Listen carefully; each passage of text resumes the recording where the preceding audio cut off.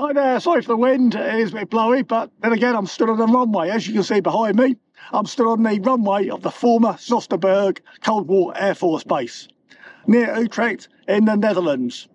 I've come here today to show you the history of the Air Force Base from World War II to the Cold War and beyond, but we've come here particularly to look at what the Air Force Base has become since closure. It is now the Dutch National Military Museum and a country park. So let's go and take a tour of Soesterberg former Air Force Base.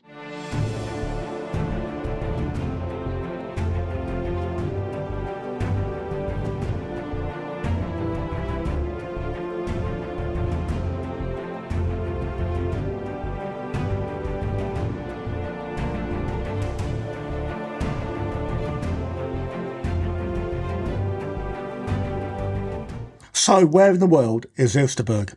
Well, I've got a confession for you all. Even I had not heard of this amazing place until recently. Until in fact, one of my Dutch subscribers, Jeroen, reached out to me and suggested it as a subject for a video. Well, challenge accepted and a trip to Amsterdam on the Eurostar booked. So here we are on the map then, in the central Netherlands. Soesterberg is about 1 hour's drive from downtown Amsterdam and it's located between the major towns of Utrecht and Amersfoort. The former airbase country park is situated just north of the small town of Soesterberg and it occupies about 400 hectares of the Dutch countryside. Which all brings me back to where I'm stood in the middle of a very windy but otherwise quiet and deserted runway. Of course, during the Cold War, this runway would have been anything but deserted.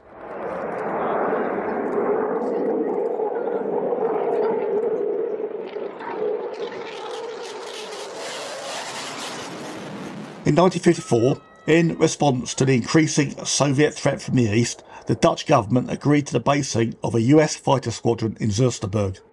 This was to be the 32nd Fighter Squadron, equipped with the F-102 Delta Dagger.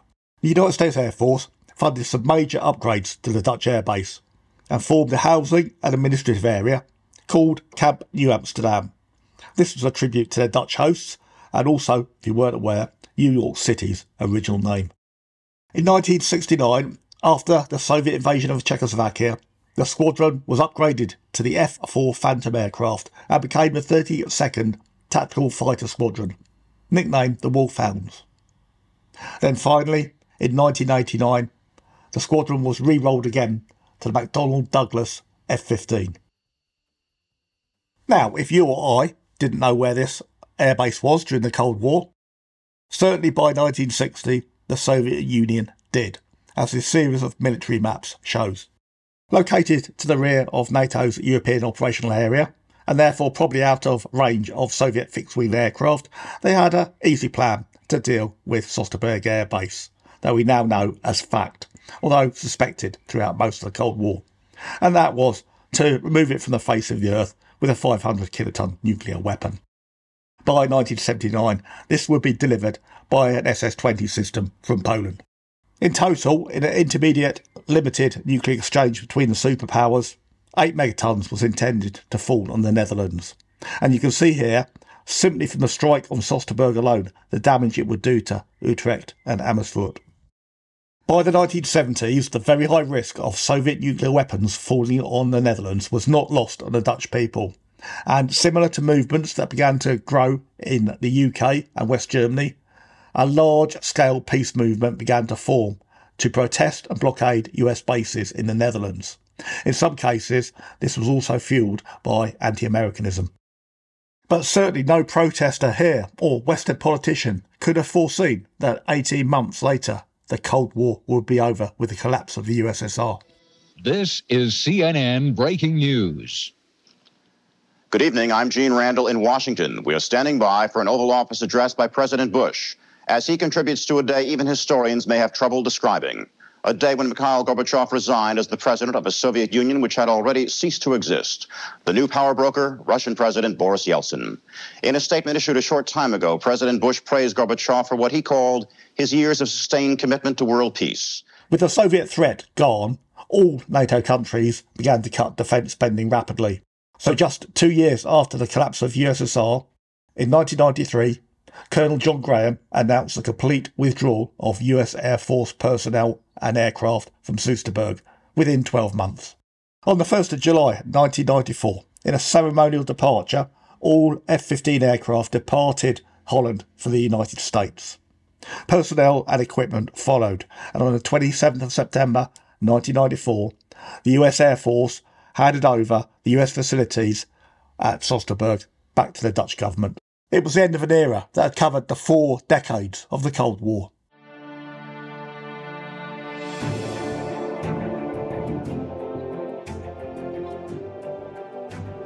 After the departure of the Americans in 1994, the Royal Netherlands Air Force used Soesterberg as a helicopter operations base.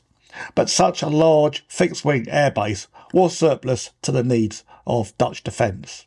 And then, inevitably, in 2008, the base was closed. In 2018, much of the former base was sold to Utrecht Landschap, a heritage protection organisation, and today is a civil country park. The other major tenant of the former airbase is the Dutch National Military Museum, and that is in large part what we've come to visit today. The museum is accessed from the N413 highway, utilising the airbase's former eastern main entrance, which has been repainted in the museum's branding. One of the bonuses of this site is that most of the airbase infrastructure is still extant, and I wasn't even out of my car 5 minutes before I was exploring this main gate sentry post. For most convenience, I would recommend travelling by car. There are 5 car parks and they all provide free parking. But also a bus service does run to this museum Monday to Saturday. You're best checking the museum's website for details. The museum main building is located about 5 to 10 minutes walk away, depending on which car park you use, along a footpath through these World War II era Dragon's Teeth. The museum main building is absolutely impressive. It's less than 10 years old and was built between 2013 and 2014 at a cost of €90 million. It's about 250 metres by 110 metres and 2 stories tall, not including the observation deck. The construction is a steel lattice, concrete core and an all-glass facade all round, with a roof covered with solar panels. Standing sentry at the main entrance to the museum is an old Cold War warrior, a Dutch liveried Leopard 1 main battle tank, manufactured in the late 1960s by West Germany. At one time, the Dutch Armed Forces had 468 Leopard 1s. They're all now scrapped, like this one. And in 2011, the Dutch Armed Forces completely disbanded their tank forces. As I previously said, car parking is absolutely free, as is visiting the grounds of the park. If you wish to visit the museum building, it will cost you €19.5 for each adult. That's about $21 or £16 Very reasonable, really. For a family, if you're taking kids under 4 are free, and kids 4 to 12 are €10 each.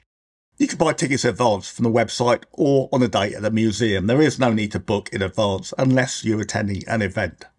Well, this is the view from the museum's mezzanine level overlooking the ground floor, known as the Arsenal. Now, the rest of the video, I'm not going to give you a step-by-step tour of the museum. There are over 400,000 artefacts in this museum, and I personally spent over 5 hours here, so we haven't got the time. Also, if it's a concern for you, in common with most of the Netherlands, all the staff speak perfect English, and all the exhibits in the museum are labelled both in Dutch and English. There is a suggested route around the museum, but it's not compulsory. And the route starts off with this 10-minute video wall presentation of the Dutch Armed Forces.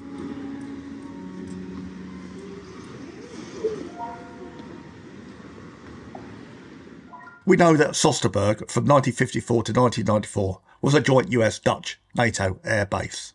But you'll find out that the history of the airfield goes back to 1910.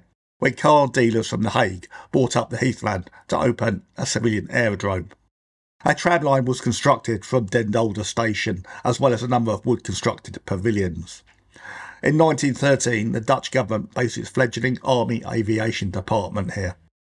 On the outbreak of World War I in 1914, the Netherlands declared itself a neutral country and was largely uninvolved with the conflict to its south. After World War I in 1918, the Dutch government turned Soesterberg into a full-time military airfield. 2 decades later, in 1939, as the storm clouds of war again gathered over Europe, the Netherlands again declared its neutrality, which originally was accepted by its larger neighbour Germany. However, Adolf Hitler had designs on incorporating Western Europe into the National Socialist Reich, and on the 10th of May 1940 launched a full-scale invasion of the Netherlands with 22 divisions of the Wehrmacht. The Netherlands was occupied by Nazi Germany between 1940 until liberated by the Allies in 1945. The occupation, historically, is obviously a very dark time in Dutch history, but it is refreshing to see that it has not been ignored or glossed over by the museum. Soesterberg Airfield was seized by the German Luftwaffe in 1940, and they built much of the infrastructure, some of which still stands today. The airfield was renamed Fliegerhorst by the occupying Germans and used as a fighter and bomber base to attack the UK and UK air forces during the Battle of Britain. Initially, the occupying forces didn't treat the Dutch people that badly, but this didn't last long as World War II progressed. There were initial propaganda posters exhorting comradeship between the Western European countries and Nazi Germany, but also asking for volunteers for the Wehrmacht. But the Dutch people were having none of it, and resistance movements formed across Holland. A particularly dark period in Soesterberg's history was the 19th of November 1942, when the Nazi authorities rounded up 33 suspected Dutch resistance fighters, took them to Soesterberg shooting range and executed them all, their bodies being dumped in a bomb crater in the woods. Today you can find this memorial to this grim event in the woods near the museum. As World War II turned against the Germans from 1942 onwards, Soesterberg became the target of heavy Allied bombing. From 1944, it was effectively out of action due to heavy bomb damage. Although the Dutch extensively repaired Soesterberg after World War II, the damage from that period in history is still evident even to this day, and there are still many bomb craters still present around the forest park. You just need to know where to look. And also, some are actually marked with signage. Sadly, it was inevitable, as with all conflicts, that not all bombs would hit military targets, and some Allied bombs killed Dutch civilians, something the Nazis tried to leverage for propaganda. This Nazi poster dated 1942 says in Dutch, "English flyers show no mercy to peace-loving civilians." Even though the Allies got as far as Arnhem during Operation Market Garden in September 1944, ultimately that operation failed. So it wasn't until May 1945 that Soesterberg was finally liberated by the Allies, by Canadian forces. Before the Allies arrived, the Luftwaffe tried to demolish what was left of the operational infrastructure here. The history of World War II and the occupation of the Netherlands is contained in a separate annex on the first floor, and the majority of the floor is dedicated to various separated themed rooms of the history of the Dutch armed forces throughout history, starting from medieval times to the 1600s right up to the present day. Obviously, the Cold War from the end of World War II onwards plays a large part in Dutch military history, and it's possibly something I think is regularly overlooked, that during the height of the Cold War, the Dutch supplied a complete core to the defence of Western Europe from Soviet expansionism. I'm probably as guilty as anybody from mainly talking about the Cold War from a British and American perspective, when the Dutch, having experienced occupation, made damn sure that wasn't going to happen again. Also, something the museum does very, very well is spotlighting how defence output helps civil society. And in this room, there was a very intricate model diorama of a Dutch town, demonstrating how, through 24 hours, the Dutch armed forces protect civil society. Obviously, it's aimed at kids, but I found it absolutely fascinating in all its detail. This multi-level of engagement works very well in the museum. There's technical detail for military nerds like me, but there's also plenty to keep kids engaged without dumbing down. And I really do believe that you could bring a family here and keep them occupied for an entire day. I think I spent about 2 hours on the top floor, and I don't want to act as a spoiler, so I'm not going to show you the entire top floor, but there's absolutely loads to see up here. If, like me, you arrived at 10 AM and spent 2 hours on the top floor, then now is a good time for a lunch break before touring the ground floor and the armouries. There is an on-site restaurant in the museum, which conveniently you can access without a museum ticket if you're just visiting the park. Okay, the food is a bit pricey, but I can guarantee you it's cheaper than fast food in Amsterdam. I think I paid about €12 for all of this, which is a cheese and salad sandwich, a cappuccino, a cake slice, and a small bottle of apple juice. Do remember to retain your tickets. Because the cafe is open to all, to get back into the museum, the ground floor, you'll need to scan your ticket QR code at a turnstile. The majority of the ground floor of the museum, known as the Armoury, is dedicated to the display of large equipment such as tanks and aircraft. But there are a number of smaller side rooms, and these begin with a display of medieval and pre-20th century weaponry, such as cutlasses, muskets and cannons. If swords and cannons isn't your thing, then another room has a sort of life-size diorama of the differing climatic environments in which the Dutch army operates in the present day. I have to say the jungle scene was particularly realistic, maybe not so when you go over to the snow scenes. What I did like about this museum, in comparison to, say, British military museums, is the Dutch museum concentrates on a lot of modern, late 20th century equipment, whereas the British museums tend to concentrate more on World War I and II. For instance, in this museum you've got an F-16 Falcon fighter, and then panning around to a Tornado multi-role aircraft, finally focusing on a Leopard 2 main battle tank, which was only recently decommissioned by the Dutch forces in 2011. The only general annoyance I have is that the museum does have a lot of aircraft hanging from the ceiling space, which does make it quite hard to view looking upwards. I get why they do it to make best use of space, but you can't really see close enough. But I do think that has to be tempered with the amount of ground displays of aircraft there are. There are plenty you can get quite up close and personal with, particularly the armoured fighting vehicles. Probably isn't obvious, that's worth bearing in mind, is the monetary value of the equipment that's in this museum. It runs into billions. For instance, this F-16, if you wanted to buy one now, it would cost you $63 million. I get this as a shell and much of it's been salvaged. Also, the Leopard 2 main battle tank, which is complete, each one of those is worth $15 million. In a small corner of the ground floor, there is a display of Cold War equipment that I doubt even most present-day Dutch visitors understand the enormity of. During the Cold War, particularly the 70s and 80s, the Netherlands, like the UK and West Germany, were Project E NATO countries. Project E was a US scheme to get around the Nuclear Non-Proliferation Treaty. That meant that non-nuclear weapons states, such as the Netherlands, bought nuclear delivery platforms, such as this Lance missile system, and in time of war with the Soviet Union, the United States would provide the nuclear warhead ammunition. Okay, a shameless plug for another of my videos now. I cover the subject of Project E in regards to the United Kingdom's battlefield nuclear weapons in this video. Link in the top right corner, check it out.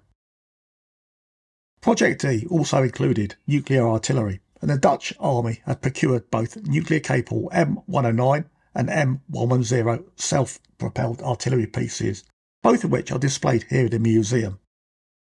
But Project E weapons came with an enormous political and moral dilemma, particularly for the West German, but also for the Dutch governments, in that in conflict with the Soviet Union, they would be firing and detonating nuclear weapons on their own soil, with huge collateral damage risks. It was this problem that drove the development of the Enhanced Radiation Warhead, or colloquially known as the neutron bomb, designed to kill Soviet tank crews by prompt radiation while sparing key European infrastructure. But the European people were utterly appalled by the prospect, and because of that and the political damage it had caused, neutron weapons were never deployed in Europe. On the same theme, I found this hidden away at another part of the museum, and it wasn't particularly well labelled. It is a US Whiskey 82-1 nuclear artillery round, 155mm in calibre and 2 kilotons in yield. The white band thankfully indicates that it is a drill round. The live round would have been fired from an M110 artillery piece. At the end of the Cold War in 1991, the United States decommissioned and destroyed all tactical nuclear weapons and all nuclear artillery rounds. And to finish our tour of the ground floor off, a couple of the more unusual vehicles you'll find down here. Firstly, the Patria XA-188, a Finnish wheeled armoured personnel carrier used by the Dutch in Afghanistan. And secondly, the YPR-765, a Dutch-built, tracked, wheeled APC from the 1970s, here in UN colours and used in the Balkans during a peacekeeping operation. Situated above these, another unusual and fairly modern piece of equipment to find in a museum is the French-designed Royal Netherlands Air Force Sparrowhawk UAV. That was used in Afghanistan between 2003 and decommissioned in 2009 as it's already out of date. When you've finished exploring the museum, don't forget to visit the observation deck. There is no extra cost, it's all part of your ticket. You just take an elevator near the reception up to the top of the deck. The observation deck gives you, on a clear day, a 360-degree panoramic view of the whole of the former Zusterberg Air Base. So even if you haven't got time on your visit for a full tour of the base and the Woodland Park, many of its key heritage buildings can be seen from up here. And this is the view.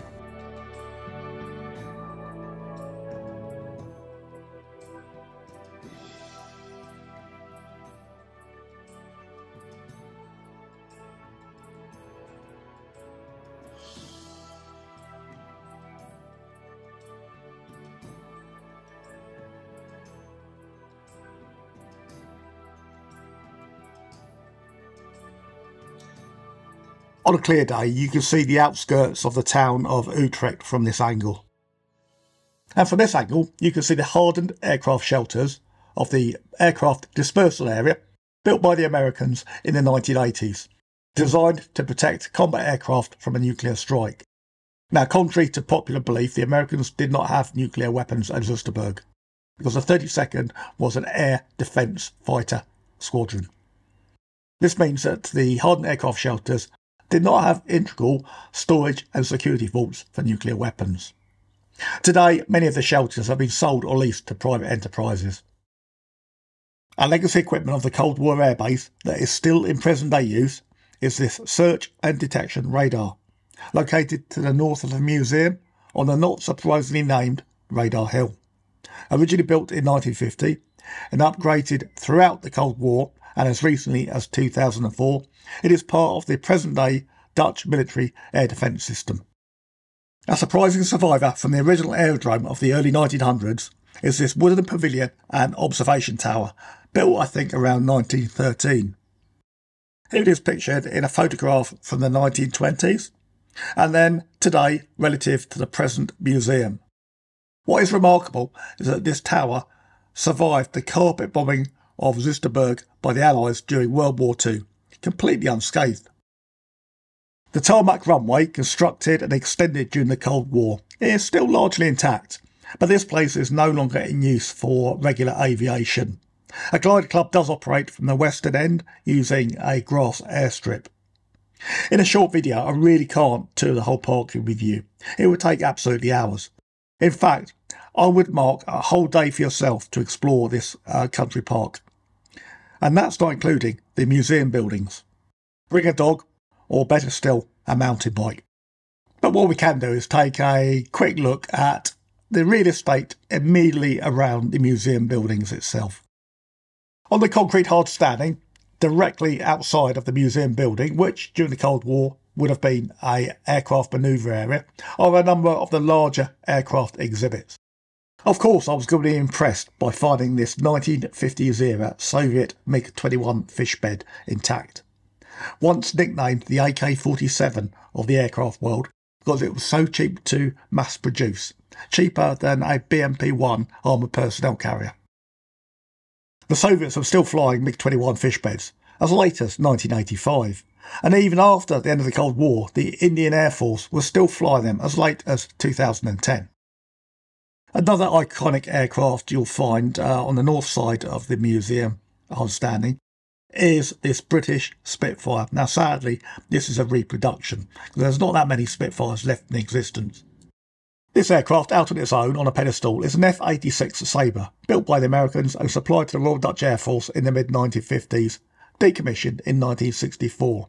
And this example used to be a gate display model at another former closed Air Force base. The external displays are not confined to just aircraft, but what was surprising to me was to see this M270 MLRS, multi-launch rocket system launcher, as a museum piece at the entrance to the main museum building. I can assure you, having seen this system used in anger during the Gulf War 1991, it is both a terrifying and powerful weapon system that lives up to its nickname, the Grid Square Removal Service. When I looked up the provenance of this display, because it's not mentioned in the museum, the story is quite interesting, in that in 1988, during the last years of the Cold War, the Dutch military purchased 23 launchers from the US. But, due to budget cuts in 2004, Holland sold 22 of these to Finland for €30 million. This is the 23rd, scrapped for some reason and not sold to Finland. I don't know why. Earlier in the video, I showed you the memorial to the 33 Dutch resistance fighters murdered by the Nazis in 1942. But there are a further 2 memorials at the site worth visiting. Both are located 200 metres east of the museum, or about 5 minutes walk. The first memorial you'll encounter was opened in 2010 and is the Memorial Garden of the Royal Netherlands Air Force. This memorial commemorates service personnel killed in service of the Air Force, either by act of war or accident, from the Air Force's inception to the present day. There is also a separate stone which commemorates those killed in defence of the Netherlands against the Nazi invasion in May 1940. Immediately to the east of that is the much older Memorial Square of the Air Force, and this central monument was erected in 1923. The monument was badly damaged during the bombing of the airbase during World War II, and was restored to its present state in 1948. And finally, the most modern of the monuments you'll come across. It's not even 6 months old yet. Commissioned by the Dutch Defence Department and constructed by sculptor Sandra Pot, this is the Dog Monument, a monument which commemorates service dogs and their handlers of the Dutch military. On my visit, and to my regret, I sadly only allocated 1 day to tour the site, which is absolutely inadequate. You need at least 2. Certainly a museum can tie up a whole day. The park is ideal for walkers, but it's absolutely huge. And being in the Netherlands, it's also dedicated to bicycles, and there are numerous bike tracks all around the park. And if you do go further afield, either on foot with your dog or by bike, you can find plenty of Cold War archaeology, such as the former munitions park of the air base, and its now redundant American weapons silos.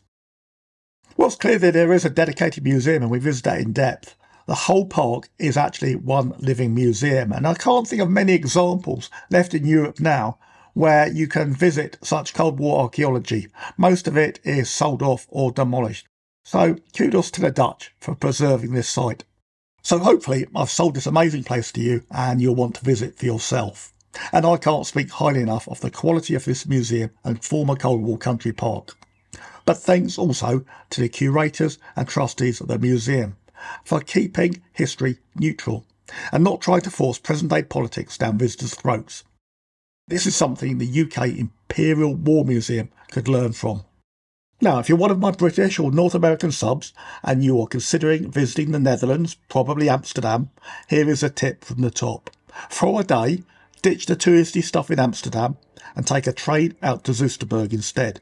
I guarantee you'll have a better day and you'll spend a lot less money. To help you, I've put the National Military Museum website at the top of my description for this video. Okay, so that concludes our tour of Soesterberg, former Cold War Air Force Base, and the Netherlands National Military Museum. I hope you've enjoyed the video. Thanks for watching.